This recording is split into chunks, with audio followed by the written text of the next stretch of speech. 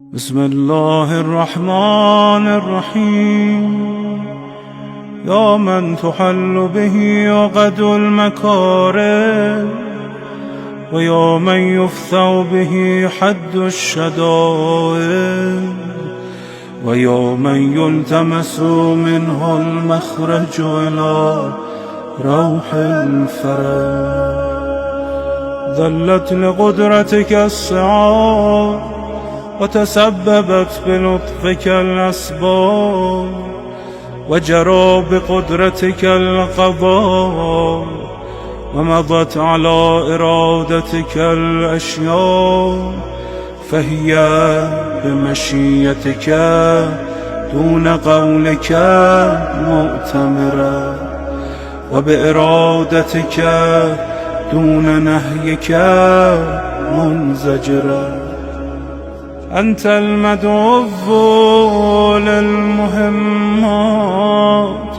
وأنت المفزع في الملمات، لا يندفع منها إلا ما دفعت، ولا ينكشف منها إلا ما كشفت.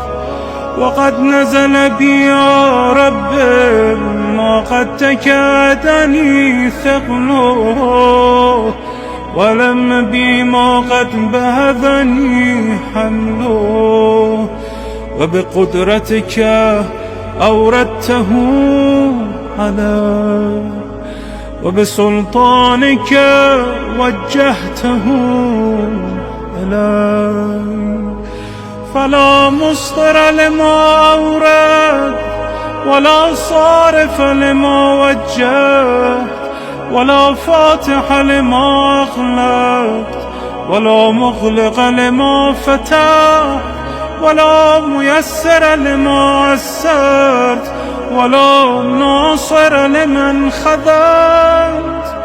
فصل على محمد وآله، وافتح لي يا رب باب الفرج بطولك، واكسر عني سلطان الهم بحولك، وانلني حسن النظر فيما شكوت، وذقني حلاوة الصنع فيما سألت، وهب لي من لدنك رحمة وفرجا هنيئا، واجعل لي من عندك مخرجا وحيا، ولا تشغلني بالاهتمام عن تعاهد فروضك واستعمال سنتك.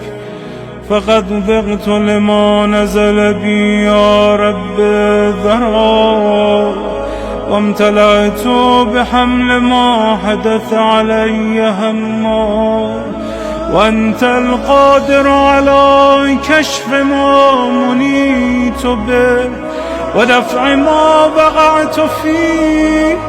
فافعل بي ذلك، وإن لم نستوجبه منك يا ذا العرش